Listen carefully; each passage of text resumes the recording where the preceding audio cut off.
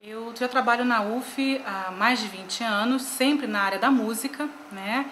E a UF acho que é uma das universidades que mais faz música, mesmo não tendo curso de graduação, não tendo uma escola de música, nós temos muitas atividades nessa área musical, com concertos, né, aberto à comunidade, aos domingos, terça-feira, às vezes segundas-feiras.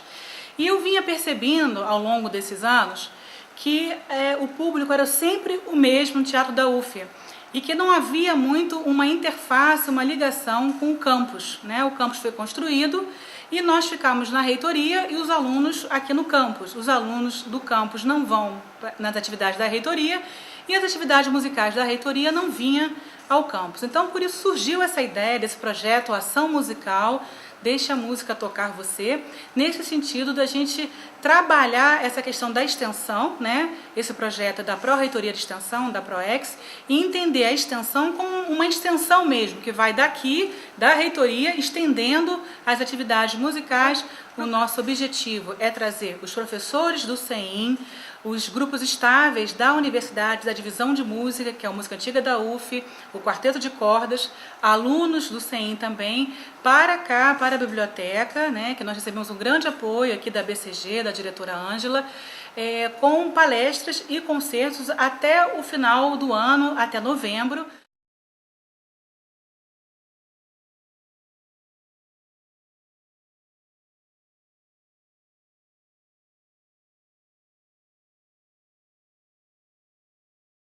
A pergunta dele é super pertinente, é uma grande confusão que existe, né? O que é exatamente música clássica, se a música erudita é clássica. Existem três formas de usar essa palavra, o clássico, né? Então, existe, antes de mais nada, quando a gente fala em história da música, existem os períodos da história da música que a gente divide de forma didática para poder ensinar os alunos, né? Então, geralmente, a história da música europeia, né, ocidental, porque nós estamos trabalhando sempre com música europeia do Ocidente, não falamos do Oriente, né? Então, no Ocidente, começa no século IV, depois de Cristo, né? Por que o século IV depois de Cristo?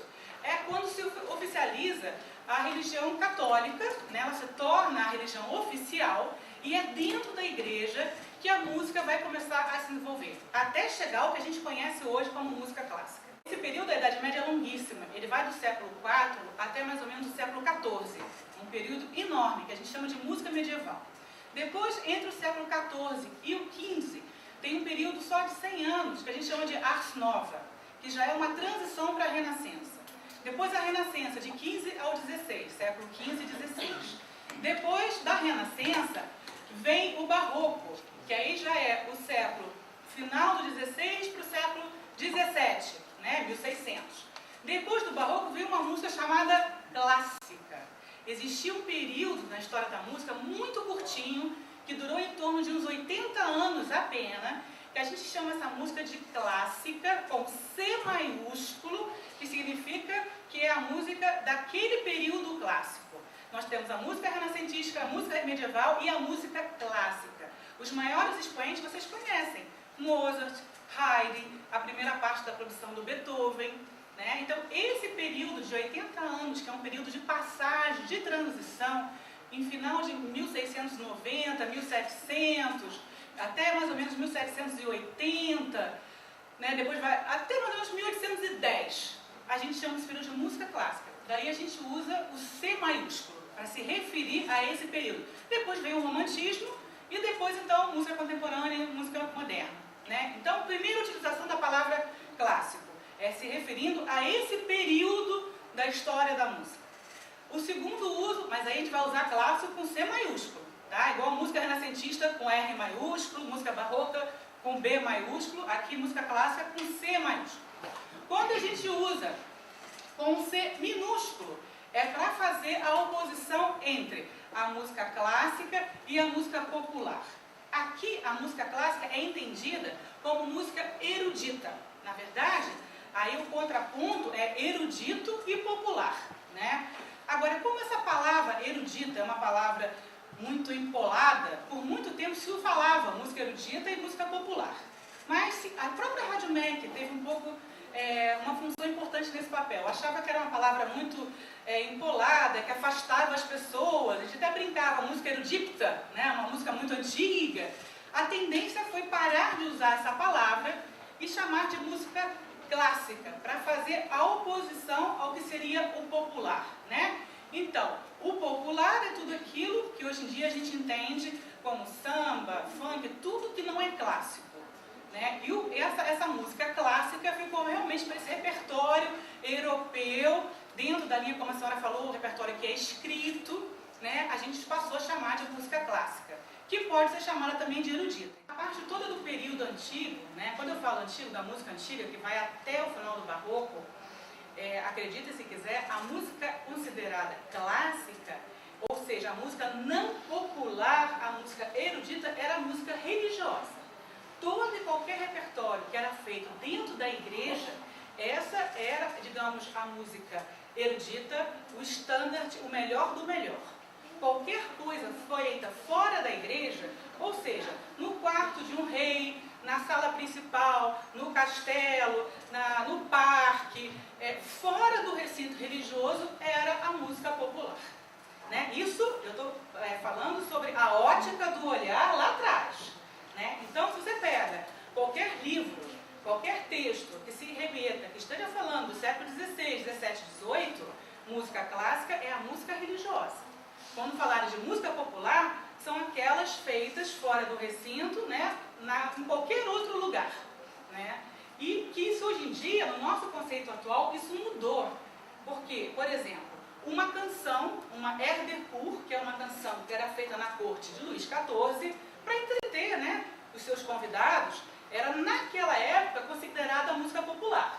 Mas hoje ela faz parte do repertório de música erudita, do repertório da música antiga.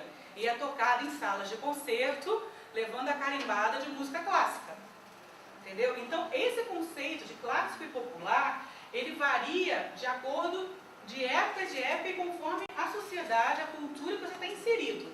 Né? Mas, basicamente, a grosso modo, era até o século XVIII, 1700, até o século XVIII, eles pensavam nesse sentido.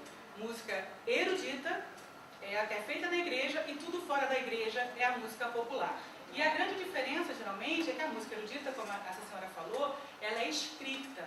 Né? A música popular, de uma grande maneira, assim, grosso modo falando, ela é feita de tradição oral, se toca de ouvido, né? Muitos grupos de rock tocam de cor, ensaiam, não tem essa questão de realmente de ter um estudo específico, de grafar aquela produção.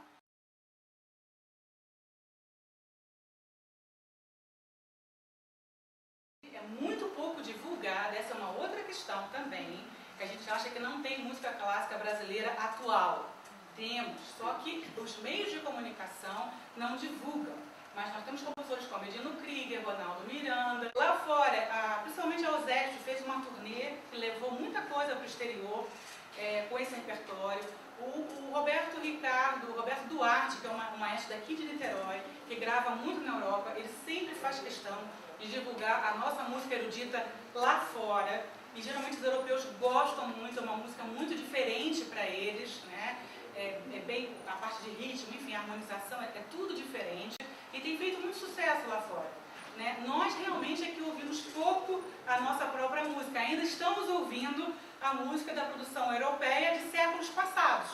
A gente continua nas nossas salas de concerto hoje em dia, ouvindo o quê? Beethoven, Bach, né? É maravilhoso, essas músicas são lindas, mas ainda estamos um pouco presos, né, a esses mesmos compositores, sem poder ousar tanto, né, como os outros países.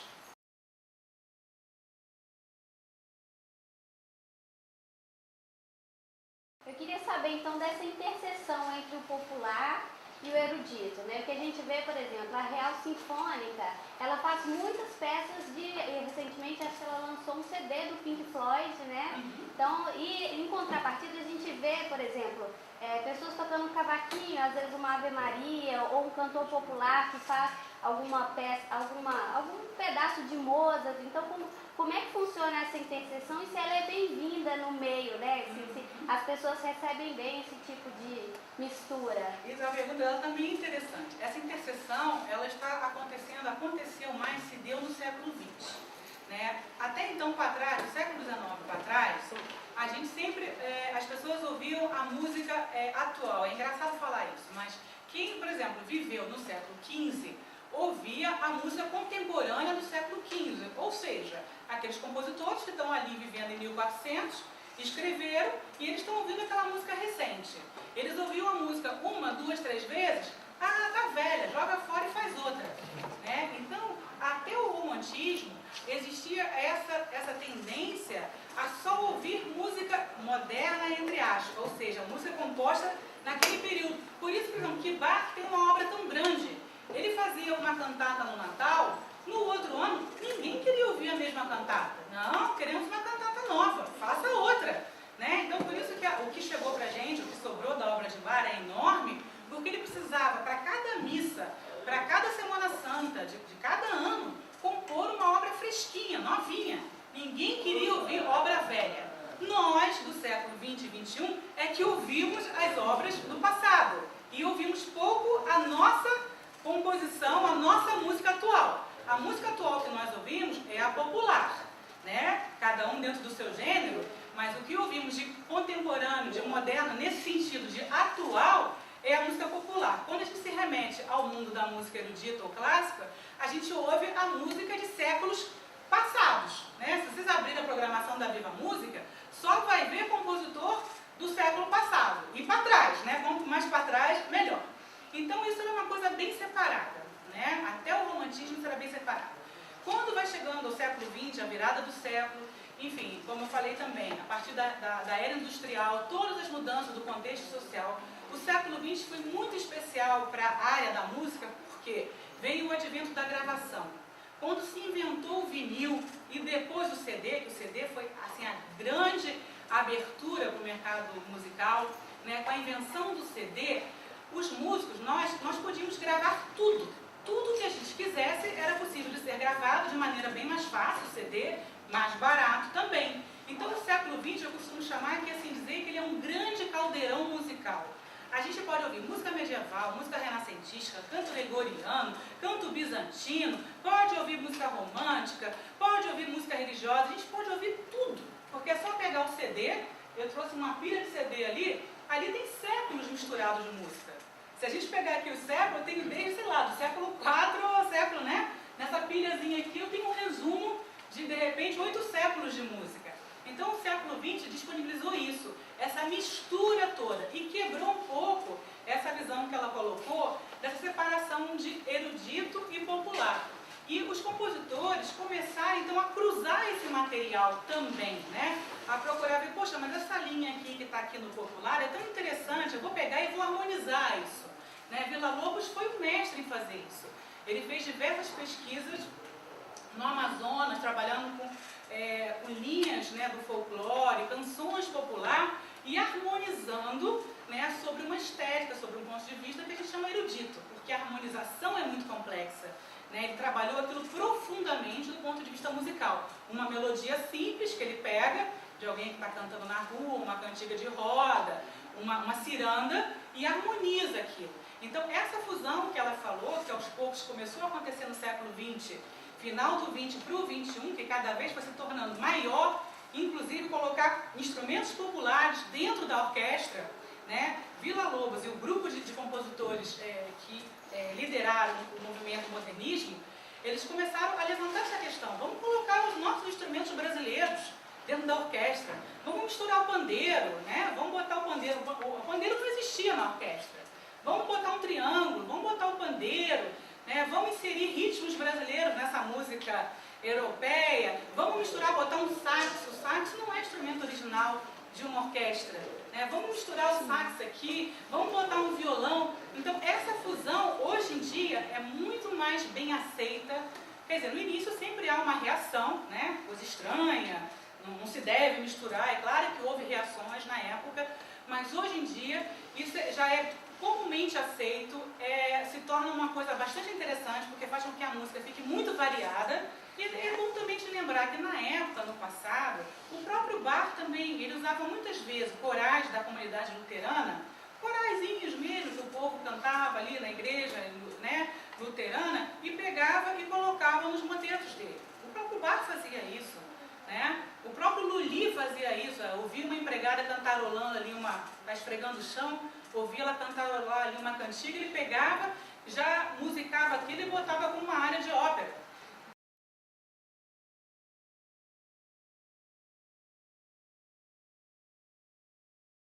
A música, ela é uma linguagem, ela é um discurso universal, né? Que não existe essa separação, bom, ruim, popular, erudita, ela é um todo, ela existe com os seus sons, né? Com uma linguagem que é bastante abstrata, porque a gente não pega ela, né? A diferença na música, talvez a dificuldade da gente falar sobre música, é que a gente lida com material abstrato. Um texto, uma poesia, a gente abre, tem as letrinhas, a gente lê, ele está aqui preso no papel, né? A música, ela só existe quando ela é tocada. Enquanto ela está na partitura, aquilo não é música, aquilo é um esqueleto, né? Você tem um pentagrama, as bolinhas ali, aquilo é um esqueleto. Quando ela é tocada ou cantada, ela se torna música. E assim que se para, sumiu, desapareceu de novo. Então a gente trabalha com material muito efêmero, difícil de falar, difícil de entender o sentido que esses sons fazem sobre as pessoas.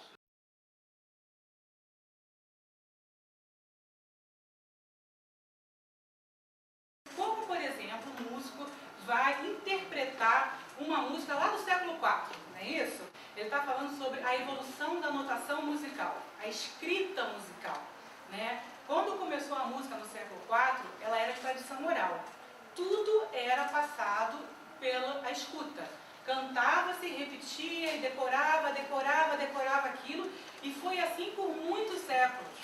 Muitos séculos, todo o repertório musical da igreja, porque a gente está falando sempre da igreja, da música erudita, né?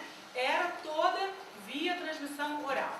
Mas caía nesse problema, né? De repente um padre lá esquecia a melodia, e agora? Não tem um papel, não tem nada registrado. Ou de região para região, começava a se cantar e ia fazendo uma variação daquela melodia. Você imagina, uma melodia que foi criada na Itália, lá na Inglaterra, lá em cima, até chegar lá em cima, já estava completamente diferente essa melodia, esse canto da igreja, né? Então, quando chegou o período do Carlos Magno, né, ele estava acontecendo esse problema, né? O canto oficial da igreja católica, ele estava tudo corrompido. Em cada região se cantava de uma forma diferente. Na França se cantava de uma forma, quer dizer, na época, eu estou falando atualmente de França, mas na época os países eram um pouquinho diferentes. Mas digamos assim, na Alemanha cantava de outra forma, na Itália se cantava de outra forma, e para Carlos Magno isso não. A religião católica, os cânticos da religião católica têm que ser os mesmos em qualquer lugar do mundo. E como que nós vamos resolver isso? Então, daí se pensou, num primeiro momento, numa forma de grafar, né, o que se era cantado. Né? E isso é um processo longuíssimo, que durou séculos, né? Eles começam primeiro se baseando na escrita, com pontos e vírgulas, né? Então eles cantavam, a música era cantada, era apenas uma única linha, que a gente chama de monodia, uma única linha, em cima ia se colocando pontos e vírgulas para lembrar, eram lembretes, né? Então a pessoa já partia do princípio que ela conhecia aquela melodia e era só um lembrete. Mas isso também não funcionou, porque as outras gerações não entendiam aquilo.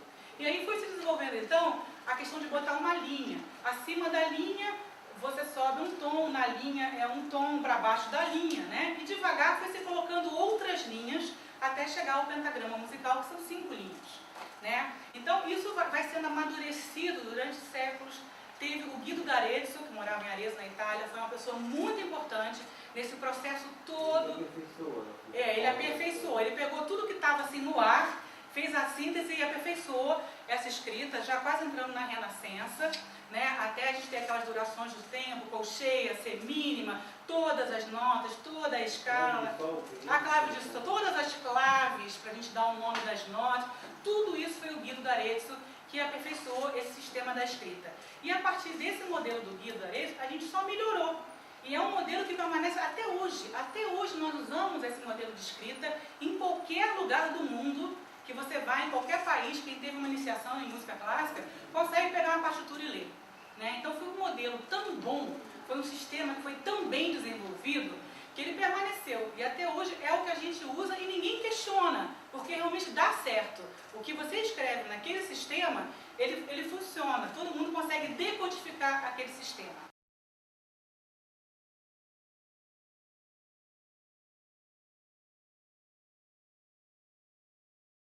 Como que a gente, vou até levar um pouquinho à frente, interpreta, por exemplo, uma música do século IV, do século V? E aí? A escrita estava lá atrás ainda. Né? O século IV eu vou dizer que é tradição oral. Vamos dizer uma música do século XII, para ficar um pouquinho mais fácil. Né? Cantiga de Santa Maria. A gente vai na loja ver um monte de CD gravado. Cantiga de Santa Maria. E aí? Já existia uma partitura, existia. Mas era uma partitura muito antiga. Era quase que como... Você abre e parece um mapa, na verdade. Não parece nem uma partitura, né? E isso exatamente músicos, né, faz parte de uma área que a gente chama música antiga, da área da qual eu sou especializada, que é ler, exatamente, aprender a ler essa escrita antiga, decodificar, entender, para poder reconstruir essa escrita. Esse é o trabalho que é feito por aqueles músicos que se dedicam à música antiga. Quando eu falo música antiga, é música medieval, renascença, barroco, encostando no período clássico. Né? Isso é o período que a gente chama de música antiga, o período no qual eu sou especializada. Então, no caso, a gente vai para a escola, a gente aprende a escrita moderna, como todo mundo aprende, e aprende também a ler os outros tipos de notação.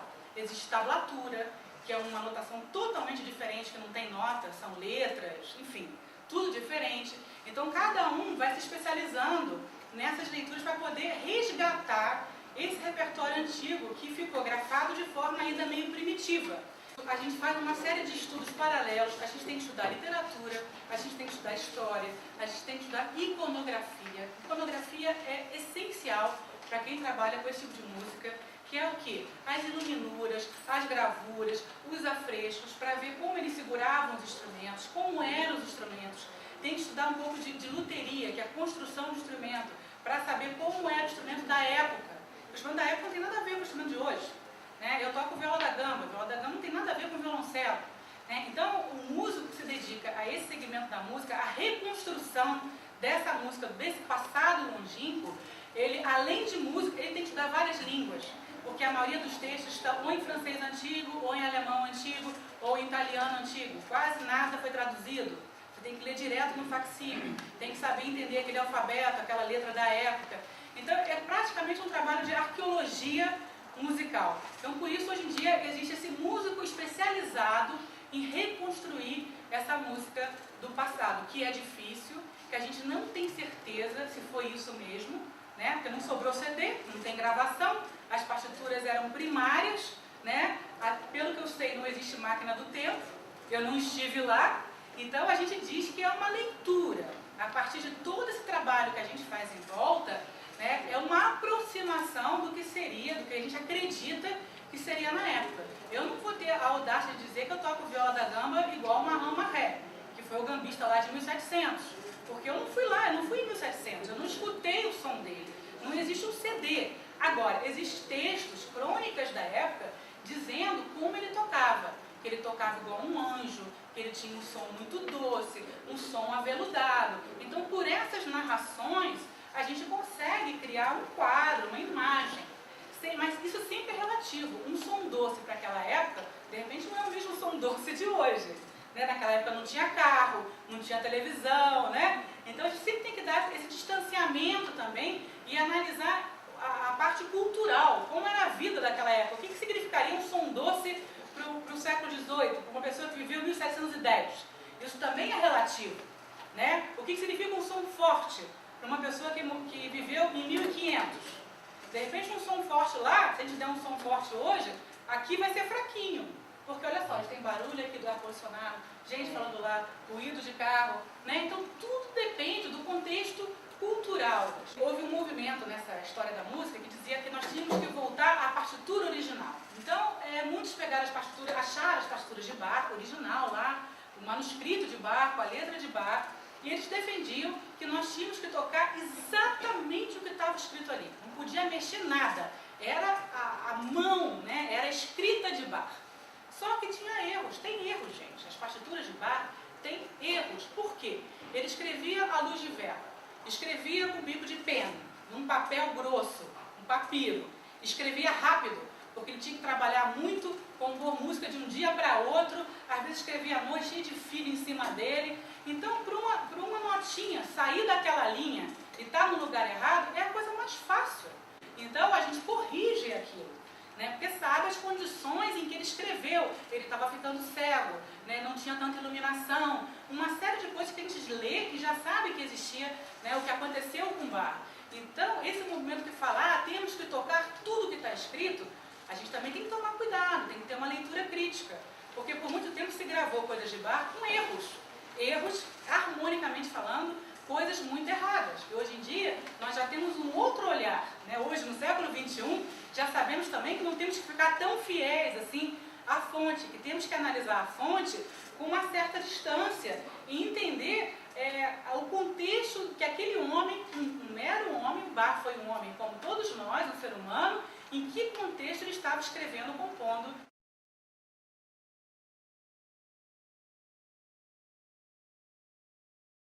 A gente tem prova que o homem da caverna, eles cantavam, sem saber nem escrever. Né? A música está presente na sociedade, eu acho que antes de qualquer outra manifestação. Né? A gente teve algumas cavernas, foi encontrado, né? Assim, algumas gravuras, deles batendo pau com pau. Isso aqui já é ritmo. Se eu fizer isso aqui, é uma célula rítmica. E qualquer um pode fazer, não precisa ser músico. Né? Mas depois, então, qual foi o papel do músico? Foi pegar tudo isso que estava no ar, que era feito de forma empírica, feita de forma natural, né, e codificar, cadastrar, né, harmonizar, colocar num papel para que isso pudesse ser usado de forma racional e científica. Né? E aí começar a mexer. Porque a música também tinha uma outra função na sociedade. A música era considerada ciência. Na Idade Média se estudava, quando alguém queria ser culto, ia para as primeiras universidades que surgiram, né, em Oxford, na França, você estudava retórica, estudava matemática, astronomia e música. Fazia parte do que chamava quadrivium. Primeiro você fazia o trivium, depois o quadrivium. E depois você ia estudar filosofia. A música era uma ciência, não era uma arte. Ela era uma ciência e caminhava junto com a matemática. A gente tem vários exemplos de Pitágoras tentando dividir a corda para ver os harmônicos, por que a corda, quando é dividida no meio, dá uma determinada nota, quando é dividida em 3/4, dá outra nota. Pitágoras ajudou muito a gente a construir os instrumentos. E era um matemático, era um físico. Então as áreas não eram todas separadinhas como são hoje.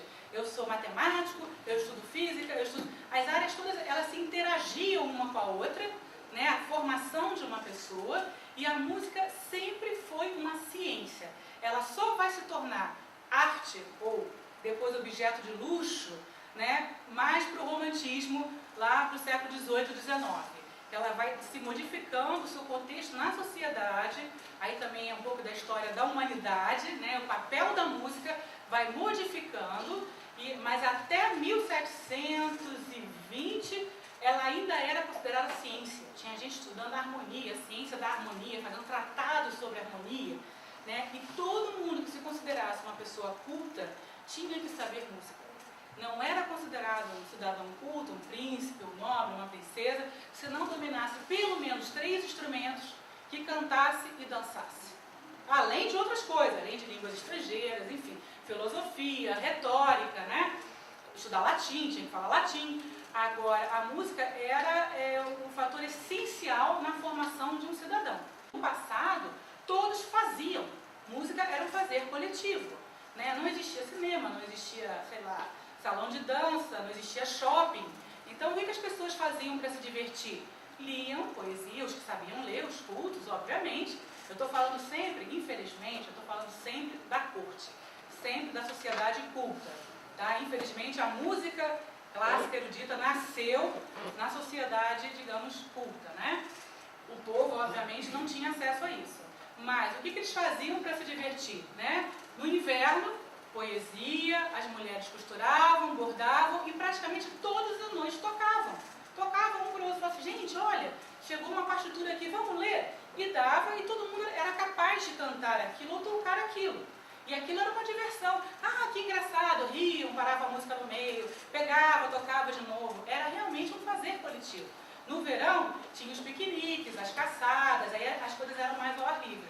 Mas o inverno é longo na Europa. Então, todo aquele período, né, todos, desde pequenininho, faziam música. A gente tem vários quadros, né, que eu falo aquela parte de iconografia, com criancinhas pequenininhas tocando, junto com o pai, com a mãe, com o avô.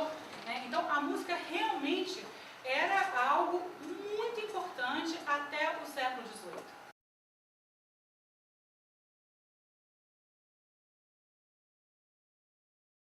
Se não tivesse sido a invasão, né, principalmente a conquista lá do Santo Grau, enfim, todo aquele movimento de cruzada, né, que os europeus vão para lá e que invadem, depois eles vêm, os muçulmanos vêm para a Espanha, quer dizer, Espanha, vêm para a Europa e invadem também.